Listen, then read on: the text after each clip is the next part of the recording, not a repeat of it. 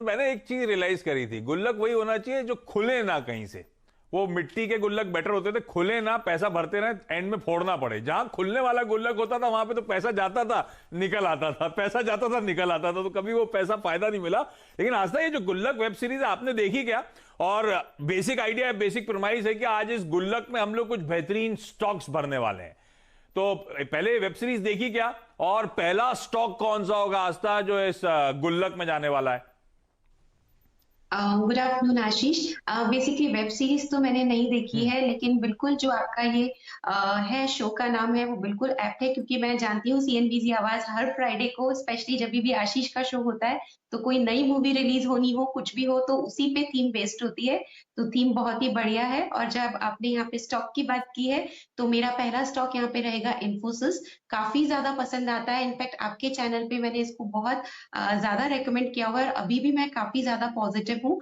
Positive होने के कई कारण हैं। सबसे पहले तो आईटी सेक्टर जिस तरह से एक तरह से विटनेस कर रहा है मल्टी ईयर ग्रोथ, तो उसका एक ये सबसे बड़ा फायदा इन्फोसिस को मिलेगा, क्योंकि इन्फोसिस ने जिस तरह से अपने आप को यहाँ पे क्लाउड जो एक मेन इनका यहाँ पे होल्ड बना हुआ है, वहां से काफी बढ़िया मार्जिन आ रहे हैं। और सबसे अच्छी बात ये है आशीष, जब भी गाइडेंस देते हैं ये गाइडेंस को बार बार रिवाइज कर रहे हैं अपर साइड पे, तो और ज्यादा कॉन्फिडेंस आता है। ईबीआईटी की मार्जिन की जो गाइडेंस थी वो भी इन्होंने बढ़िया रिवाइज कर दी, 21-23 से इन्होंने 24-24.5% तक की है, तो वापस से बढ़िया ऑप्टिमिज्म है। दूसरी तरफ रेवेन्यू गाइडेंस, क्योंकि जब तक रेवेन्यू में बढ़ोतरी नहीं होगी, बॉटम लाइन रिफ्लेक्ट नहीं करेगी बढ़िया ग्रोथ को, तो रेवेन्यू की गाइडेंस भी इन्होंने अपसाइड पे यहाँ पे वापस से रिवाइज की है, तकरीबन 4.5 to 5%, जो पहले 2 से 3% थी। तो मुझे वो भी काफी ज्यादा पॉजिटिव लगती है। डील विंस जो कि यहाँ पे कंपनी को लगातार कमाई देते हैं, तो डील विंस भी इन्होंने सबसे बड़ी डील यहाँ पे क्रैक करी थी लास्ट क्वार्टर में, $7 बिलियन के आसपास की ये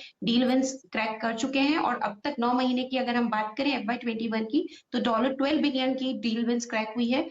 तो कंपनी को कहीं पे भी यहाँ दिक्कत नहीं होगी, सेल्स बढ़ती रहेगी, प्रॉफिट बढ़ते रहेंगे, मार्जिन बढ़ते रहेंगे। तो इन्फोसिस मुझे काफी ज्यादा पसंद आता है लंबे समय के लिए। यहाँ पे मेरे जो टारगेट्स हैं वो 1700 तक के हैं। लॉन्ग टर्म से यहाँ पे जो नजरिया रहेगा वो 1 साल का भी रह सकता है।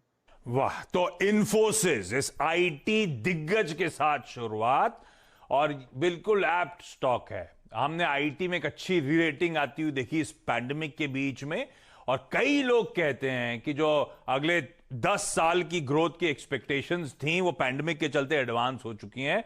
2030 में जिस तरह का डिजिटल रिवॉल्यूशन की बात करी जा रही थी, 2020 में ऑलरेडी प्ले आउट हो चुका है। तो आप सोचिए 2030 तक तस्वीर कितनी बदलती हुई नजर आएगी इस इंडस्ट्री की। लेकिन हाँ, इन्फोसिस वो बेहतर स्टॉक होगा इस समय। 1700 यानी कि इस समय ये जो स्टॉक खड़ा है वहां से 30 to 35% का अपसाइड दे सकता है। पर गुल्लक नाम इसीलिए दिया है कि एक मुश्त पैसा नहीं डालना है। इस स्टॉक को रडार पर रखिए, इस स्टॉक में एसआईपी की शुरुआत करिए। जो भी ब्रोकरेज के थ्रू, जो भी ऑनलाइन के थ्रू आप अप्रोच करते हैं, सब ऑप्शंस देते हैं आपको स्टॉक्स में एसआईपी करने के। हर महीने की शुरुआत में आपके जितना पैसा उस हिसाब से एक शेयर लेना है, 5-5 शेयर लेने हैं, 10-10 शेयर लेने हैं। आप हर फोर्टनाइटली, हर मंथली इसको एक्यूमुलेट करते चलें, इवेंचुअली अच्छा रिटर्न देके जाएगा। आज तक सही स्ट्रैटेजी है ना? जी बिल्कुल आशीष, ये बहुत बढ़िया स्ट्रैटेजी है, क्योंकि मार्केट्स वॉलेटाइल होंगे, डिप्स हाँ, मिलेंगे, तो खरीदारी करनी है, डरना नहीं है। इन्फोसिस यहाँ पे बढ़िया रिटर्न देके जाएगा लॉन्ग टर्म में। ठीक बात। तो पहला स्टॉक हो गया इन्फोसिस इस गुल्लक में हमारे पास। आशीष सर, अगला स्टॉक कौन सा है? और ये एक सवाल, बट मैं आने से पहले, अभी शो करते करते जहन में आया, आने से पहले पढ़ लेता तो शायद आप लोग को बता देता। ये पिगी बैंक में पिग का शेप क्यों होता है? पिगी बैंक तो हमारे हिंदुस्तान में वो क्ले पॉट जनरली हुआ करते थे। ये पिगी बैंक पिग से सिंबोलिज्म क्यों आया? इसका कोई रीजन है क्या? पता है? आपने पढ़ा कभी क्या? मैं शो के बाद तो पढ़ूंगा, मैं बाद में सबको बता दूंगा, लेकिन अभी मुझे क्लिक नहीं कर रहा।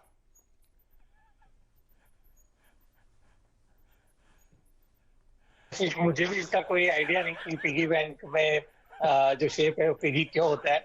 आई थिंक वेरी बहुत इंटरेस्टिंग बात है, पर अभी तक नोटिस नहीं किया इस बात को मैंने भी। हाँ, ये कभी कभी ऐसी, मेरे को अगर पहले क्लिक हो जाता तो मैं शो करने से पहले पढ़ के जरूर आता, लेकिन क्लिक ही नहीं करा। लेकिन आशीष सर, इन्फोसिस के बाद इस गुल्लक में अगला स्टॉक कौन सा जाना है एसआईपी मोड में? गुल्लक में स्टॉक वो है एसबीआई। Oh yes. मेरा मानना ये है कि लास्ट 2 क्वार्टर में जो नतीजे आए, तो उसके बाद से अब एक डायरेक्शन क्लियर हो गई है कि जो पीएसयू बैंकिंग स्टॉक्स हैं वहां पे जो वर्स्ट है वो खत्म होता जा रहे हैं। दूसरी बात है एसबीआई ने इंस्पाइट ऑफ कि जितने कोऑपरेटिव बैंक्स प्राइवेट बैंक्स के बावजूद भी आने के बावजूद भी उनके इतने अग्रेसिव लैंडिंग के बाद भी अपना जो मार्केट शेयर है वो मेंटेन रखा है। तीसरी बात जो पॉजिटिव हुई है कि बैंक्स ने अपना फोकस जो लार्ज कॉर्पोरेट से उनको लैंडिंग करने की बजाय रिटेल लोन पोर्टफोलियो को शिफ्ट किया है। तो आप देखेंगे आज जो उनके एडवर्टाइजमेंट आ रहे हैं कि गोल्ड लोन वो 7.5% पे ऑफर कर रहे हैं, जबकि प्राइवेट एनबीएफसी लोन 12 से 15% पर ऑफर करते हैं। हाउसिंग लोन है, जो कार लोन है, उनके मुकाबले कोई रेट मैच नहीं कर सकता। तो जो एग्रेशन एसबीआई की लैंडिंग में रिटेल में आया है, तो अब मेरा मानना है कि जो एनपीए रिलेटेड समस्या जो पिछले कुछ सालों से बैंक जूझ रहा था, वो धीरे धीरे अब खत्म होती जा रही है, क्योंकि बड़े बड़े अकाउंट्स का प्रोविजन बन चुका है। इसके अलावा बहुत ज्यादा इंडियन इंडस्ट्री में ग्रीनफील्ड एक्सपेंशन ना होके एक्विजिशन या एनसीएलटी के थ्रू परचेजेस हो रहे हैं। तो जहां जहां इंडस्ट्री में ज्यादा पैसा लगता था, वहां पर आप नए प्रोजेक्ट्स की बजाय एग्जिस्टिंग टेक ओवर्स देख रहे हैं। तो मुझे लगता है कि एसबीआई जरूर आज एक अच्छी रैली आ गई है, बट ये स्टॉक अब 550 से 600 की तरफ धीरे धीरे बढ़ेगा और स्टॉक की काफी री रेटिंग होने वाली है। तो बिल्कुल इस स्टॉक को ऐड कर सकते हैं अपनी गुल्लक में। वाह, स्टेट बैंक ऑफ इंडिया इस देश का सबसे बड़ा बैंक और पिछले 2 क्वार्टर से और खास तौर पे इस क्वार्टर के नंबर्स के बाद स्ट्रीट का भरोसा बहुत बढ़ रहा है। एसेट क्वालिटी के पेन शायद अब खत्म हो रहे हैं और एसबीआई ने जिस तरह के इस क्वार्टर में नंबर्स दिए हैं, अब तो कई लोग इसको प्राइवेट सेक्टर बैंकिंग स्पेस से तुलना करने लगे हैं। इसीलिए आप देख रहे हैं इस तरह का उछाल और इसीलिए आशीष सर जैसे एक्सपर्ट्स कह रहे हैं कि भाई ये रुकना नहीं है, अब 550 तक एसबीआई जाने की तैयारी कर रहा है। लेकिन ये सही है, इस हफ्ते हमने बैंकिंग स्टॉक्स, इस हफ्ते हमने एसबीआई खास तौर पे बहुत तगड़ा रीरेट होता हुआ देखा है। तो इसमें एसआईपी मोड में उतरे, इवेंचुअली 550 यानी कि जहां हम अब समय खड़े हैं वहां से ये भी स्टॉक 35 से 40% और ऊपर जाने की तैयारी कर रहा है। तो ये दूसरा स्टॉक हो गया इन्फोसिस के बाद जो आपकी गुल्लक में जाना है एसआईपी मोड में। अमरीश सर, अच्छा हाँ, मैं वो जो पिगी शेप क्यों होता है मुझे नहीं पता था, तो डायरेक्टर साहब ने कान में बताया मुझे। भाई पिग की क्वालिटी क्या होती है, खाता रहता है खाता रहता है खाता रहता है तो बढ़ता चले जाता है। तो भाई आपके गुल्लक का भी बेसिक आइडिया है, पैसा डालते रहे डालते रहे डालते रहे, इवेंचुअली कॉर्पस बढ़ता चले जाता है। इसीलिए उसको पिग से, वो पिगी से सिंबलाइज किया जाता है। वाह, ये पहली भैया इनपुट पहले मुझे क्लिक नहीं हुआ था कभी, पर लॉजिक होता है हर चीज के पीछे, इसीलिए वो पिगी बैंक कहा जाता है। अमरीश, अगला स्टॉक कौन सा जा रहा है हमारे पिगी बैंक में? आशीष, इनफैक्ट पिगी बैंक का मैंने भी चेक किया अभी आपने बोलने के बाद, तो वो एक्चुअली PIGGY नहीं है, पिगी नहीं है, वो है PYGG। PYGG एक और आ गया, अब क्या है? And that's the reason it was called piggy bank, और फाइनली उसको पिग का शेप दे दिया। तो PYGG मतलब क्या हुआ? इसका नाम ऐसा होता था piggy? PIGG piggy was a clay, जो क्ले से बनता है ना, जो मिट्टी से बनता है, उसका नाम था पिगी।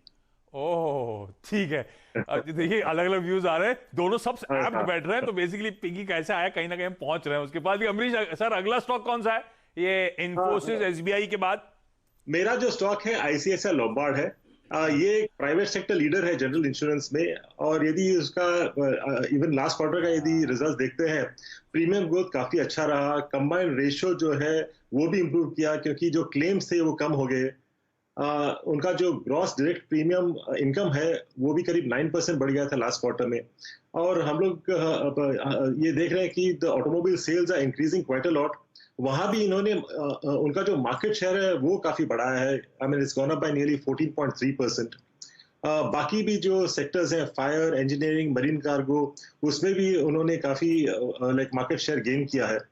और यदि we see from balance sheet perspective, उनका जो सॉल्वेंसी रेशियो है काफी हेल्दी है, 2.76 का है, where as the minimum regulatory requirement है 1.5, तो नियरली डबल है solvency ratio. Return on equity देखते हैं तो करीब 22.4% होता है, एंड इनफैक्ट उनका इन्वेस्टमेंट इनकम भी काफी बढ़ गया था। तो मेरा जो एक्सपेक्टेशन है FY23 का करीब 45 रुपीज EPS का, and giving it a 40 P, I mean I think the target should be about 1800, पर ये 1 साल का टारगेट है। पर जब भी हम लोग SIP करते हैं, हम लोग देखते हैं कि 3 से 5 साल, सो in the next 3 to 5 years इससे भी काफी बढ़ सकता है। तो SIP का लॉजिक दरअसल लॉन्ग टर्म के लिहाज से है। अगले 1 साल तक तो आई एम एज्यूमिंग आप अपनी एसआईपी पूरी कर रहे होंगे किसी भी स्टॉक में, तो ये 3 से 5 साल का टाइम होराइजन होगा। ये तो 1 साल का टारगेट आप लोग का आपकी स्क्रीन पे 1800 का नजर आ रहा है, यानी कि 20 से 25% का अपसाइड मौजूदा स्तरों से। लेकिन जब हम 3 से 5 साल तक इंतजार करेंगे तो यहां से और भी तगड़े रिटर्न ये स्टॉक डिलीवर करता हुआ नजर आएगा। और वैसे भी कहा जा रहा है कि इंश्योरेंस का तड़का आपके पोर्टफोलियो में होना है, तो हमारी गुल्लक में इंश्योरेंस स्टॉक होना है। आमतौर पे लाइफ की सब बात करते हैं, आपकी स्क्रीन पे एक non life general insurance company ICICI Lombard, इसमें भी खरीदारी करने के मौके। तो गुल्लक में आ चुका है एसबीआई, गुल्लक में आ चुका है इन्फोसिस, और उसके बाद ये आईसीआईसीआई लोम्बार्ड। इस नोट पर एक काम करता हूं, छोटा सा ब्रेक। अभी एक्सपर्ट्स के एक एक स्टॉक, एक एक बेहतरीन पिक और आनी बची है, लेकिन उस पर बातचीत ब्रेक के उस पार।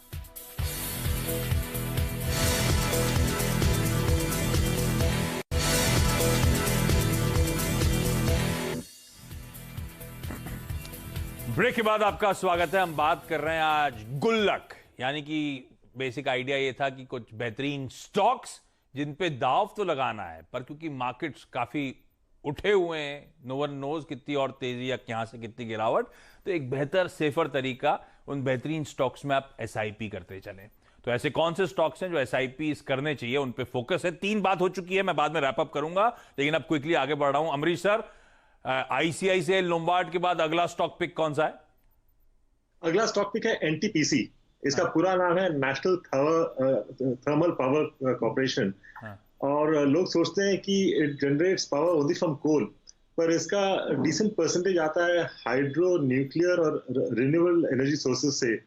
और एनटीपीसी का प्लान है over the next 10 to 12 years to nearly double the capacity to nearly 130 gigawatts, और इसमें करीब 30% होगा ग्रीन एनर्जी का। और जो next big thing in power is going to be power for electric vehicles, which is like I said it's the next big thing. और इसमें करीब 10% of the estimated market requirement NTPC supply करेगी। Last year भी इन्होंने करीब 11,500 megawatt add किया है through organic inorganic roots. और इनका जो रिजल्ट्स देखते हैं, जो कल आया था, काफी अच्छा रिजल्ट आया। 16% राइज इन नेट प्रॉफिट, करीब 3876 करोड़ का नेट प्रॉफिट आया, this because of higher revenues. Power generation भी डिसेंटली बढ़ गया, 65.41 billion units against 61.21 billion units last year. और जो प्लांट लोड कैपेसिटी है, कैपेसिटी यूटिलाइजेशन जो बोलते हैं इनको, that's about 64%, and it can still move up decently further to closer to about 74-75 over a period of time. और इनका जो पावर टैरिफ भी है वो भी थोड़ा बड़ा था, 3.87 per unit, which is decently good. और शेयर होल्डर्स के लिए भी अच्छा न्यूज है, नियरली 3 रुपीज का इंटरिम डिविडेंड दे रहे हैं, which is a good dividend yield on the current market price. तो over the next 5 to 10 years जिस हिसाब का ग्रोथ बात कर रहे हैं, I am very bullish on this stock. पर 1 साल का बात करें तो करीब 140 का मेरा प्राइस टारगेट है। 1 साल के लिए 140, और 140 मतलब पता है आपको 40% का अपसाइड यहां से नजर आता है। लेकिन गुल्लक का आइडिया बेसिकली लंबे टाइम होराइजन के लिए स्टॉक्स को हमें एक्यूमुलेट करना है। और वाकई जो स्टॉक्स काफी लंबे अरसे से नहीं चले हैं, मिसाल के तौर पे आईटीसी, एसबीआई, उन सब में तेजी की शुरुआत हो रही है, और एनटीपीसी भी लंबे अरसे से एक बड़ा डिसअपॉइंटमेंट रहा है। तो फाइनली शायद इसमें भी अच्छा मोमेंटम, तेजी आएगी, बेहतरीन पेडिग्री रडा पे रखिएगा, इसको गुल्लक में ऐड करना है हमको। आशीष सर, अगला स्टॉक कौन सा? हमने एसबीआई की बात करी, उसके बाद महिंद्रा रहेगा मेरा अगला पिक। और ये मेरा इनफैक्ट बजट पिक भी था जिसने काफी अच्छा परफॉर्म किया है। और मेरा मानना ये है कि आज नतीजे हैं सबसे पहली बात तो एक अच्छा बड़ा ट्रिगर है, क्योंकि इस क्वार्टर में जो ईयर ओवर ईयर को यदि नंबर्स देखेंगे तो करीब 50% से ज्यादा का प्रॉफिट राइज देखने को मिलेगा।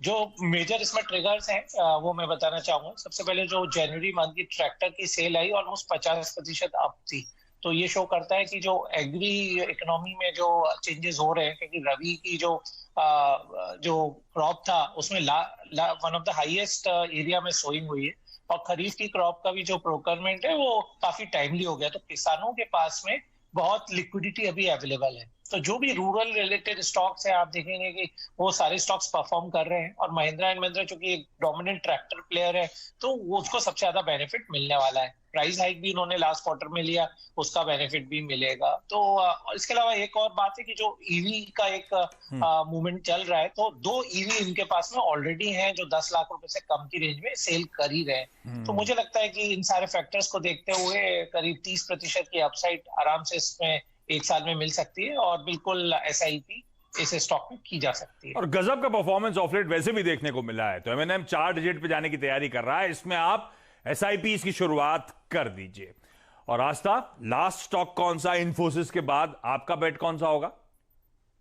मेरा बेट सिप्ला पे रहेगा। ऑलरेडी काफी चला हुआ है, लेकिन मुझे ऐसा लगता है कि अभी भी इसमें काफी ज्यादा पोटेंशियल है। इसके जो रिजल्ट्स थे वो तो काफी अच्छे ही थे, और सबसे बड़ी बात है कि यहाँ पे मैनेजमेंट ने एक स्ट्रैटेजी बनाई है, वन इंडिया स्ट्रैटेजी, जिसमें उनका जेनरिक्स बिजनेस हो, प्रिस्क्रिप्शन बिजनेस हो, या कंज्यूमर हेल्थ बिजनेस हो, सबको एक ही रूफ में ये लाएंगे। इनफैक्ट एक ही पर्सन को उन्होंने अपॉइंट किया है। तो इससे क्या होगा, जो यहाँ पे अनलॉक होंगी सिनर्जीज अक्रॉस द पोर्टफोलियो, और डिस्ट्रीब्यूशन वगैरह को भी काफी ज्यादा सहारा मिलेगा। तो ये जो स्ट्रैटेजी है मुझे लगता है काफी बढ़िया प्ले करेगी। दूसरी तरफ जो इनका प्रोडक्ट लॉन्च किया था कुछ समय पहले, एल्बियोट्रॉल इनहेलर, ये काफी ज्यादा यहाँ पे ट्रैक्शन गेन कर रहा है। मार्केट शेयर इसने बढ़िया यहाँ पे गेन किया है, 14% मार्केट शेयर ये गेन कर चुका है, और ऐसा लगता है कि आगे जाते हुए ये 20% तक का भी मार्केट शेयर गेन कर लेगा। और USA में भी काफी ज्यादा डिमांड है, तो ये प्रोडक्ट भी इनके लिए काफी बढ़िया यहाँ पे काम कर रहा है। तीसरी तरफ मैनेजमेंट ने यहाँ एक और स्ट्रैटेजी करी है कि जो ये इनके पोर्टफोलियो में जो HIV रिलेटेड यहाँ पे थे प्रोडक्ट, उससे ये पूरा धीरे धीरे शिफ्ट कर रहे हैं gradually toward respiratory related products, और अभी वहीं पे काफी ज्यादा ट्रैक्शन है। अगर हम पेंडेमिक की भी बात करें तो वो भी काफी बढ़िया स्ट्रैटेजी लगती है। ऑल टुगेदर मेरे हिसाब से आगे जाते हुए भी कंपनी यहाँ पे कंटिन्यूसली बढ़िया देगी, और इसी वजह से सिप्ला हमारी यहाँ पे पसंद है। 1110 का मैं लक्ष्य देना चाहूंगी। काफी चल चुका है, वैसे काफी बाजार भी चल चुका है, और इसी आइडिया के साथ आस्था हमने कहा था कि SIPs करने का समय है। इंडिया स्टोरी पे बेट करना है, इन्वेस्ट करना है, लेकिन स्टैगर्ड वे में वो इन्वेस्टमेंट करें। सिप्ला आपकी स्क्रीन पर 1 साल का टारगेट 30% अपसाइड का, लेकिन मैं बार बार ये कह रहा हूं, आने वाले कुछ महीनों में तो आप SIPs कर रहे होंगे, तो इवेंचुअली ये स्टॉक यहां से और भी अच्छे रिटर्न शायद आने वाले सालों में आपको देते हुए नजर आएंगे।